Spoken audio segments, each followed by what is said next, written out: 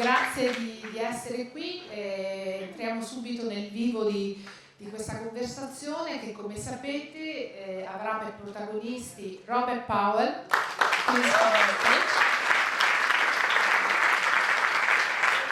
e Giulio Base, che invito a raggiungerci sul palco.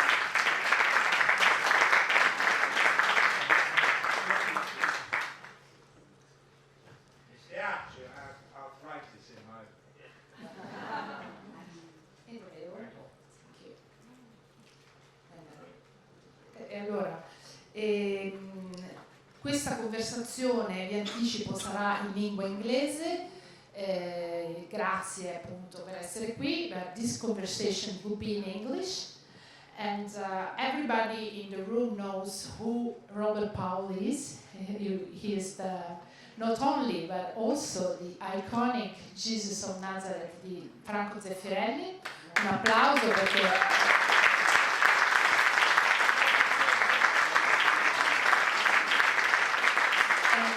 everybody in the room knows who Giulio Base is. Writer, director, actor, and artistic director of Torino Film Festival, as you know. And so let's start this conversation trying to figure out how come this marvelous series had such an impact on the public. And the first question, Robert, is for you. It's what was your feeling of the idea? The idea you were the icon of Jesus Christ for millions of persons. The series was such a success also in the States. They said that it was the best show ever. So you are famous in all the world, and you became the face of Jesus Christ. So what were you feeling about it? And this is why the reason why so many people is here now.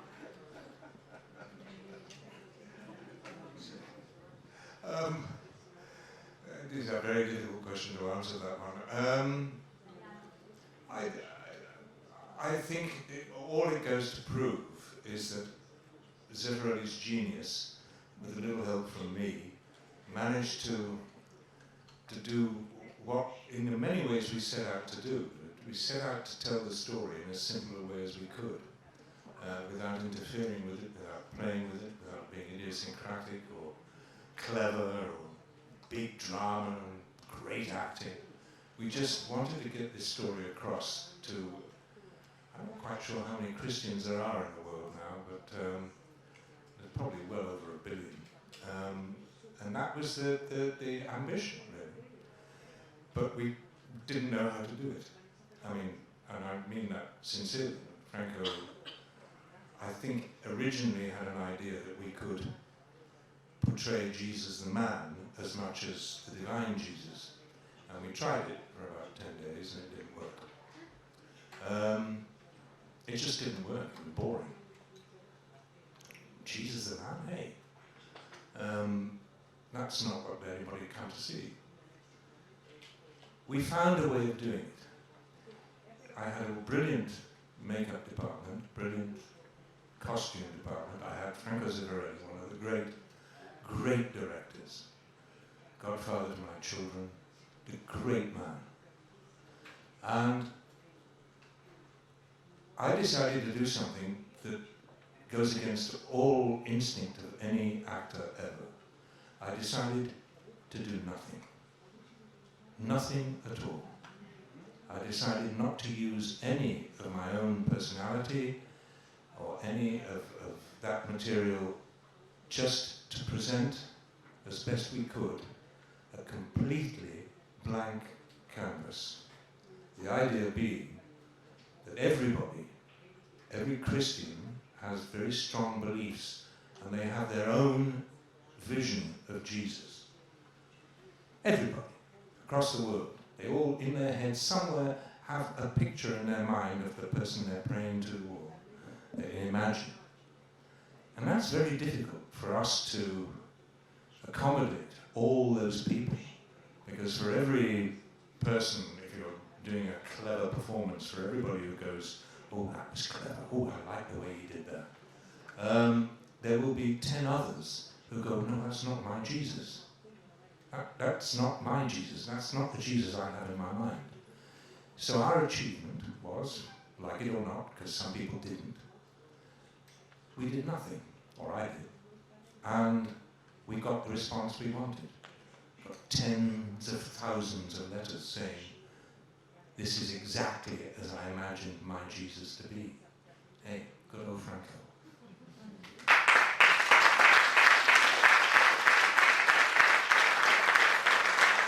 Robert, you were supposed to be Judah, or you wanted to be Judah, and then what happened? This is the wonderful thing about this film, it's 50 years ago, is there are so many myths surrounding the selection of me. None of them are true, except my version of it, because I know, because I was there. But somebody mentioned Judas. This is the first I'd ever heard of it. I didn't even know that had been on the cards. It would have been quite fun. I couldn't play both. It would be probably a little bit easier playing Judas, I think. Not quite so many restrictions. And I could use comedy, which is, unfortunately, playing Jesus you can't. So I had no idea. The idea being, I think that Franco, when they started looking, 1974, for a Jesus, it occurred to them they hadn't got one. And they were starting to shoot in less than a year's time. The obvious thing happened is the names came up, as they would, for the three of the finest actors in the United States, De Niro, Pacino, and Hoffman. All wonderful, and all of an age too. They could all play, because they were all, like I was, 30, 31. And that was a good idea, somebody thought. And then they realized that you can, the problem with those guys is they are so clever, they are so idiosyncratic, that they are who they are. And they can't really, down the years, and I'm a fan of all of them, but they can't do anything else other than be who they are. And it's big, it's all fantastic. So they move on to thinking, why don't we go to Africa? This is Franco. Go to Africa and see if we can find a face to play it. So that became an ambition, and I think Franco went to North Africa and had a little hunt round. And then I think they were a bit slow in realizing this, that some of the scenes in Jesus of Nazareth, for example, the Sermon on the Mount, is 8 minutes long, solo. And that's an awful lot of learning. And you really, technically speaking, a face is not what you want. What you want is an actor. So they were down to looking at actors. My name came up, I think, a couple of times to Lou Gray, and he dismissed it and said, no. And eventually, obviously, whatever list it was had reached London, and I was asked if I would go and see Franco. It's a long story, I hope it's not boring you, but I'd go and see Franco, and I refused. I refused to go and see Franco, because I'd already been to see Franco 2 or 3 years previously, for Brother, Sun, Sister, Moon, Romeo and Juliet, and all that kind of thing. And I hadn't got past the door, let alone get the job. I think all I seem to remember is, yes, or hello, yes, darling, next. So, it's slightly humiliating. And coincidentally, at this time, I happened to be starring for the Royal Shakespeare Company at the Aldwych Theatre in a Tom Stoppard play called Travesties. And it was a huge, massive hit. And in fact, we were about to transfer it into the West End, and then we were going to Broadway with it. So all this was going to interfere with anything to do with Jesus of Nazareth. Secondly, I had a film at the Odeon Haymarket in London that I just made with Ken Russell a few months previously, called Mahler, about Gustav Mahler. And I was playing Mahler, and it had been running there for 4 months. So I said to my agent, just tell Franco, please, just if he wants to come and go to the theatre, go to the cinema, have a look, if he wants to see if I can act or not, let him do that, but I'm not going to walk into his purview. I'm just not going to do it because I don't want to get humiliated again. So we forget all that.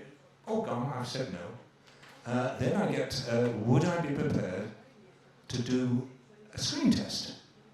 Now that is a very different proposition. So I said, yeah, I'll do a screen test. You have to do it on your own.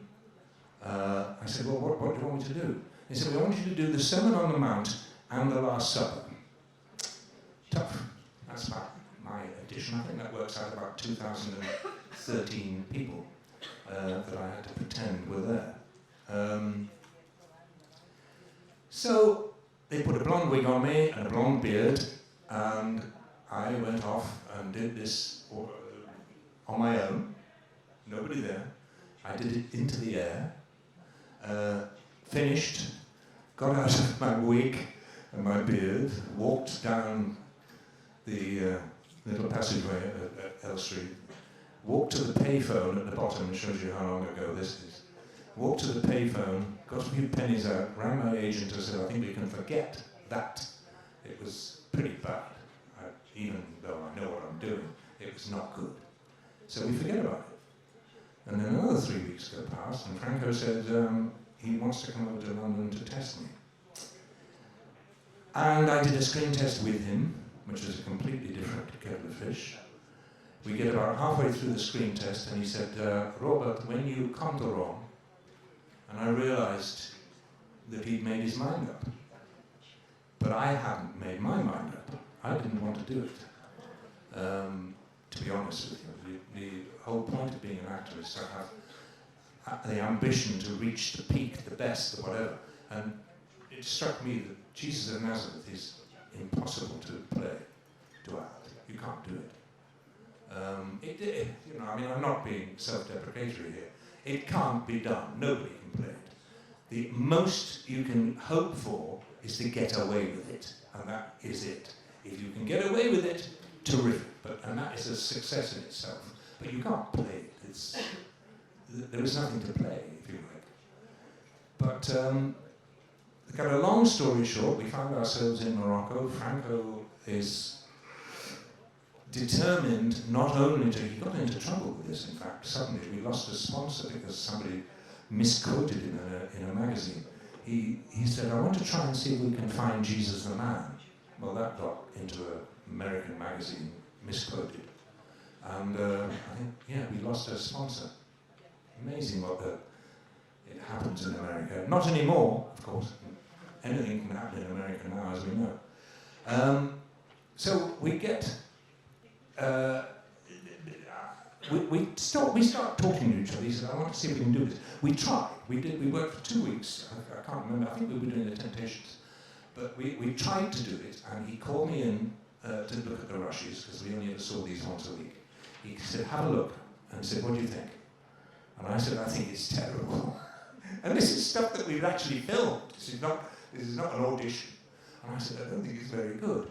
And he said, no, it isn't. What are we going to do? And the reason it wasn't, because it was dull. It was dull. You've got Jesus the man. I mean, it could be anybody, couldn't it, really? It's just a bloke. And so we talked and talked and talked and talked. And then we came up with an idea between us that I would try something that goes against everything I've ever done as an actor. I decided to do nothing. Nothing at all. Nothing. Just to be there. With the look, the hair, the makeup, whatever, but not to impose any part of my own personality onto Jesus. Now that is difficult in itself. But our theory, or my theory, was that if you're trying to tell this story to millions of people, all of whom have their own version of Jesus in their heads, you are up against it. Because anything you do that is not in their heads, then they're going to turn off. They're going to go, oh, that's not my Jesus.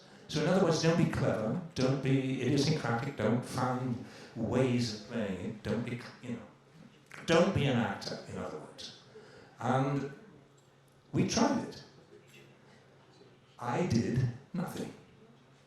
I just provided the voice, the presence, makeup and hair, did the rest, and Franco did the best piece of filmmaking I think I've ever seen.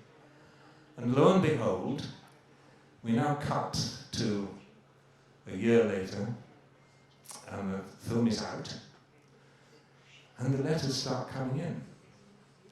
And they are thousands upon thousands, all saying the same thing. That is exactly my Jesus. Because the audience had done all the work. They had imposed on this non-acting figure their own vision. And I looked the part, I mean, let's face it, I looked terrific. But that's obviously thanks to some very clever makeup and stuff. So that is how it happened, and it just was almost by accident. And what we did, we achieved what we set out to do. We actually told the story. We didn't interfere with it at all. And 50 years later, I pick up the Daily Telegraph, and there's a picture of the late Pope in a wheelchair looking at a huge painting of me that somebody has sent him as a gift. And it's me. And the Pope is sitting there looking at it with a big grin on his face. And I'm thinking, yeah, we did it.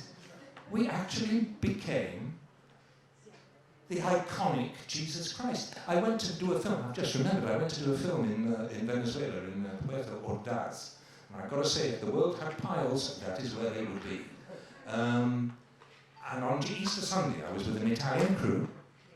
And on Easter Sunday, they all went off to the service. I didn't, I stayed in bed. And they came back laughing and giggling and nudging each other. And apparently, they said, hey, Roberto, ma grazie a Dio you didn't go, because behind the altar is you. They have got a big, big photograph, and it's you. He said, can you imagine the fuss if you had walked into that church? So, and this is years, and this was in the 1980s. Yeah, this is years after we finished with Jesus of Nazareth. It just went on and on and on. And it is extraordinary how Franco's ability and his obsession with detail, that was the other thing too. Wonderful. All the costumes were made out of organic dyes. You know, I mean, most directors wouldn't even bother with that. Not for Franco. He didn't want anything that wasn't available 2,000 years ago. And I have never forgotten him. I use him as a template for the obsession with detail and getting it right. We went on and on and on until we got it right. And I have been like that for the rest of my career. Actors hate me because we finish a take and I go, oh, thank God for the guy. I go, no, I want to do it again. And because it wasn't quite right.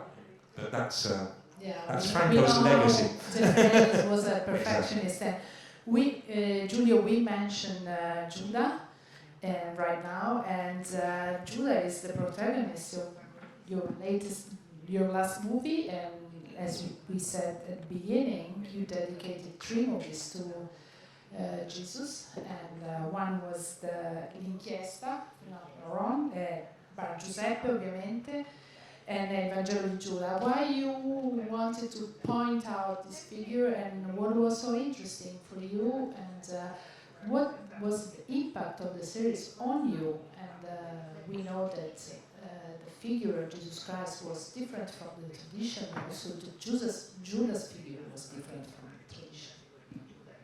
Yes. Before answering your question, first of all, let me pay tribute to the Jesus that is in our mind, as Robert said. Zeffirelli's Jesus of Nazareth transformed the way that we look at him. we listen to the gospel. He made something incredible. I remember Zeffirelli saying that he wanted to have an accessible way to the gospel and to the Holy Bible to all the people, and usually when you read a book before, the movie is always disappointed to you. Always. That's happening always. So imagine the most famous book in all history of humanity, that you not only are disappointed, but you transform, you wait to see the leading character of the gospel in a face that you not only like, but is in your mind forever. That's what happened to me, Robert, now you know. I had Jesus as a character in 3 of my movies. One is St. Peter, in which Peter was played by Omar Sharif. And the second one is The Inquiry, in which Jesus was kind of not the leading man. It's a story about the centurion who transformed his fate later. And the later is the Gospel of Judas that just shot. It is right now still in movies. You can go to see it in summer, in which Judas is never seen. So Jesus is always on screen, and is the tale of Judas his way. Now, I followed the movie in theaters all around Italy, and not only, also in Berlin and in Europe. And after every debate, almost everyone asked for me, your Jesus is so similar to the Zeffirelli's one, to Robert Powell. Why you do that? And now I realize later on that really, in my mind, the real Jesus as the face that you had at the time. So you probably, and knowing not so well personally Franco, but the school from where he came from, no? The Visconti school, so deep in heart, so deep in history, so deep in icon, you probably had the face closer to all the paintings, to all the icons that Jesus has in history, in all the crucifixes that you see in all the churches. And probably Franco, who had this great culture coming from Visconti's school, etc., chooses you also for this. And for me, in the 3 Jesus that I had, the first one was a German actor. The producer, which is a big company in Italy, Lux Vides, asked from me, what do you think is Jesus? How do you see Jesus? And I remember that I watched this German actor called Johannes Brandrup. That was my idea of Jesus, and he was not a believer, and he really didn't care about religion at all. So he was playing, but as you say, it's impossible to play Jesus if you do not feel anything. The second time I chose an actor that for me was, I tried to have an actor that is your alter ego. Unfortunately, he did not succeed as an actor, so he had to choose as an actor. And so it was a friend, and I also tried to portray him as a man. Last time, he was a real believer, to the point that was kind of thinking that it was Jesus, and I think that it could happen for somebody who played Jesus, because, you know, when you are Jesus, when you play Jesus, imagine that the actors are fragile. The psyches of actors are really fragile. When you play Jesus, you really feel that you are Jesus, and everybody around you feel or act like you are Jesus. That's a problem if you're not really stable. That is a problem. Believe me.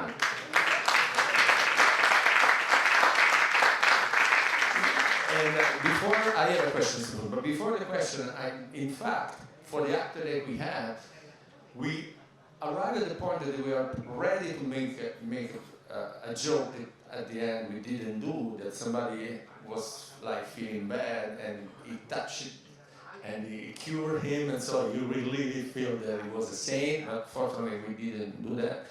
But my question is this: after 50 years, there is something that you discover in your way of seeing Jesus that you didn't know at the time? I'm not. It is so difficult, isn't it? It's probably the hardest question in the world about faith, religion, belief, particularly in the modern world we're living in now, where somebody said, "What is truth?" But it's now apparently everybody can have their own truths. I didn't know that. Neither did Plato, bless him heart. But it is virtually impossible to analyze or self-analyze. Everybody's got a different approach. My approach has become slightly more practical in so much as it's a bit of a cop-out. It is a bit of an escape route, because it's terribly difficult to sit here and say that I don't believe, because that's not strictly true. Because I had 2 occasions while we were filming when I had a bit of help, and I'm not talking drugs. I actually did get some assistance. It was extraordinary. So I'm aware of Christ. I really am. I suppose at the end of the day, the only thing that I would ever call into question is possibly his divinity, that's all. But I mean, that's quite a big one, I know. But he lived. He lived, and he was one of the most extraordinary men who has ever lived. But God, it's difficult question. It is. I don't know. Maybe another more simple. What do you think that the kind of the secret of Zeffirelli, Jesus of Nazareth, that 50 years later still is? I don't know. For me, it's part of my family. I think that movie is part of my family. There are movies that stays forever. There are movies that you forget. And there are movies that you feel are part of your kind of blood, of your family. So what do you think is the secret of that project that still is there and talks to generation after generation? It's because it's simple. Really simple storytelling. Which is what, in many ways, this festival is all about. Simple storytelling. And Franco did it in spades. Franco found a way, or the pair of us did, of telling a story simply, just using the available words, the script, which was terribly important.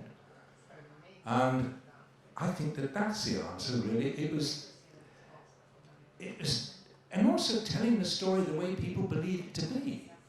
You know, it's all very well. I mean, a lot of people have had a go at filming and making films. I mean, Mel Gibson notoriously has had a try. And it's not for nothing are they unsuccessful. It's because they don't simplify it. They don't keep it as the story. They can't. They always add something to it. They add their own, arrogance to it or something. And I think that this is Franco just made it a simple tale. 50 years later, he obviously got proved very right. So I think that's the answer.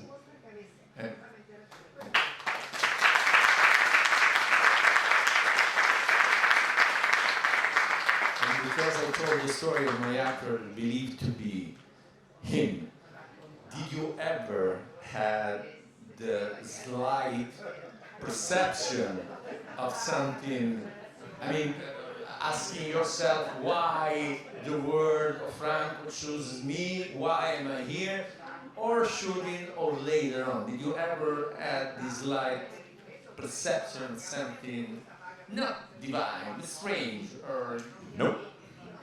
Nope, I didn't. And I can say that I can't do it. Yeah. What was that? Yeah. You know, to your father. I'm talking to my father. I can honestly say that the job was so difficult. It was so prolonged. I couldn't have done it. I had my wife there. Thank God she came out. She wasn't intending to, but she came out for and I nailed her passport to the ceiling so she couldn't go home. And she stayed with me throughout. And without her, I would have gone absolutely mad. There's a story about the problem with shooting this in Tunisia and Morocco, particularly in Tunisia, where we were for 5 continuous months in a place called Monastir. And we were at the Sidi Mansour Hotel. And the first night's dinner I saw and hated, and I knew I had to go through. I only had toast. Somebody said, "How did you lose so much weight?" I said, "Because the menu was so awful that I just ate the toast and left the room. And I just ate bread." That was the beauty of your Jesus. So skinny. So skinny. No, really, it was like a skeleton. I asked all the 3 actors that I had to lose weight. Oh, I didn't have to do that. No. Yeah, but that's the secret of it, because you really were. Before leading to Alessandra, I have another question, and it's really my curiosity to be close to Robert. Forget Robert Powell. Which is your favorite Jesus in movie history? I don't think I've got one. I don't think I was into Jesus, to be honest. Do you know how difficult it is to say Jesuses? Because you get lots of S's in there, and it doesn't sound quite right. It can be more than one Jesus. I never ever cottoned on to Jesus on film, because I didn't believe it, if you like. It's terrible to say that when I did it myself. But no, I can't remember. Greatest story ever told? There was a Jesus in that, wasn't it? Yeah. Oh, there have been lots of Jesus in that. A lot of them. Yeah. But McShane tried to, because we were shooting for so long, Ian McShane playing Judas, they were all out, nobody was allowed to go home. Because by the end of the shoot, in the hotel, we had a call sheet, obviously. On the opening day, you've got a call sheet, which gives you 2 sheets of paper telling you what the scenes we are going to do that day.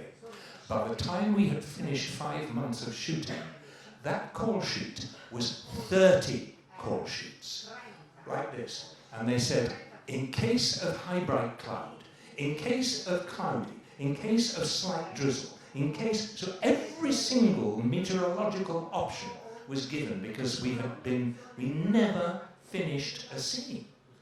We never actually finished a scene in one day, because the weather went bad and Franco, I was a victim of all this, of course, because Franco knew he'd got me for the duration. Therefore he said, "Oh, darling, we'll shoot this later. We'll shoot it tomorrow, don't worry."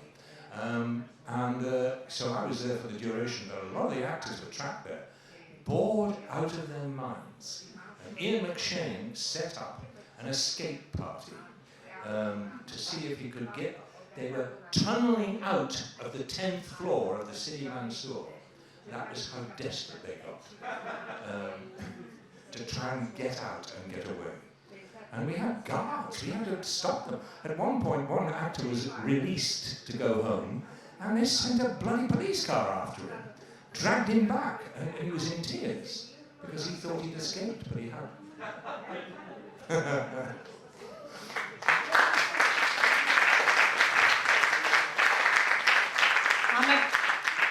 Okay, maybe we still have 5 minutes more? Okay.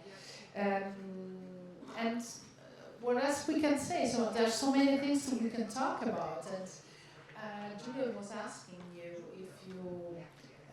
if you felt, he was saying you cannot be Jesus on the screen if you don't feel something inside you. What did you feel inside you? Very little, because as I say, I got rid of all my normal acting emotions. I didn't use them. I didn't use any of that at all. I just found a way of being, really. Any personal research? But there were, pardon? any personal research? There were two moments that were extraordinary. I have to, when we were shooting the Sermon on the Mount, Franco again, obsessed.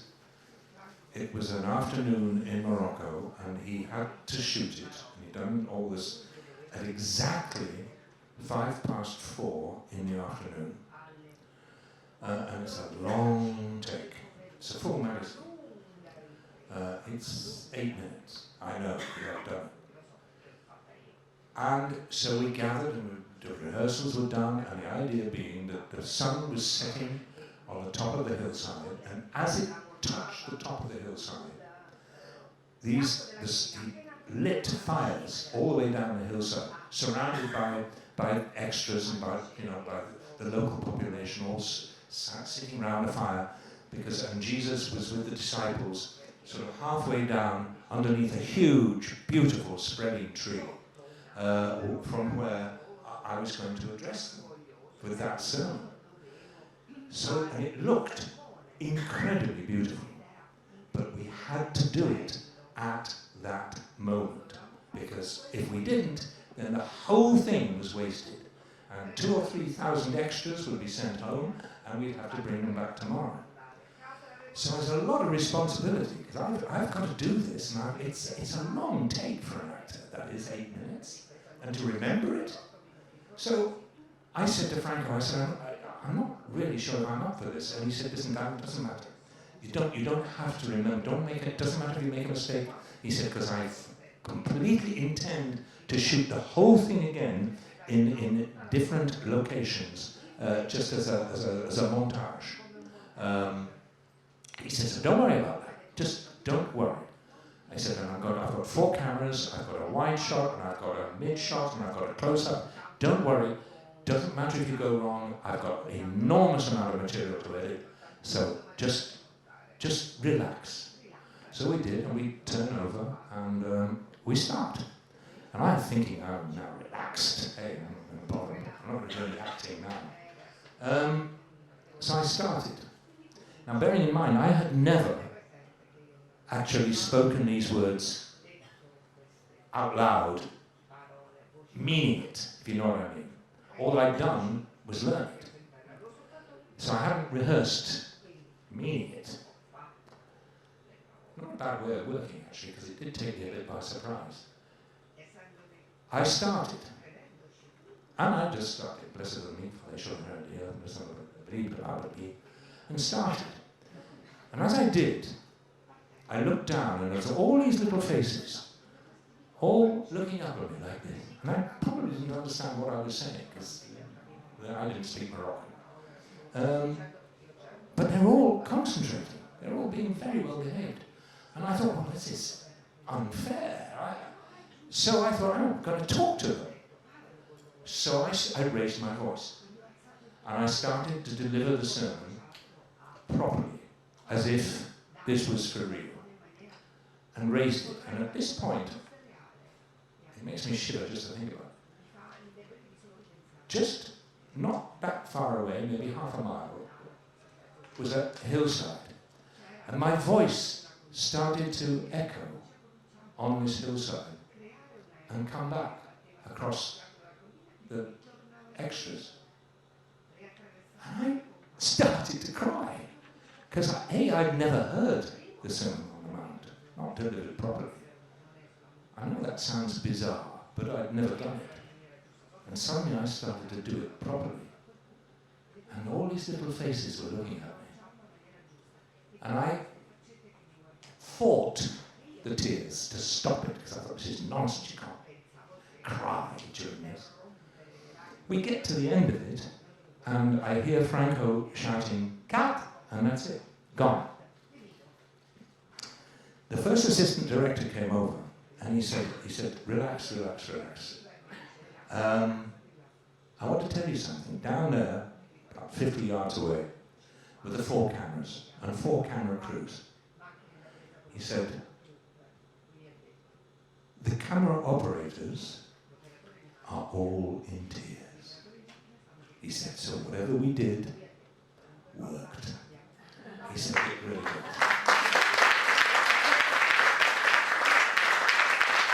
But I swear that at one point, it happened during another thing when I was doing a pickup for the Last Supper. Franco suddenly arrived.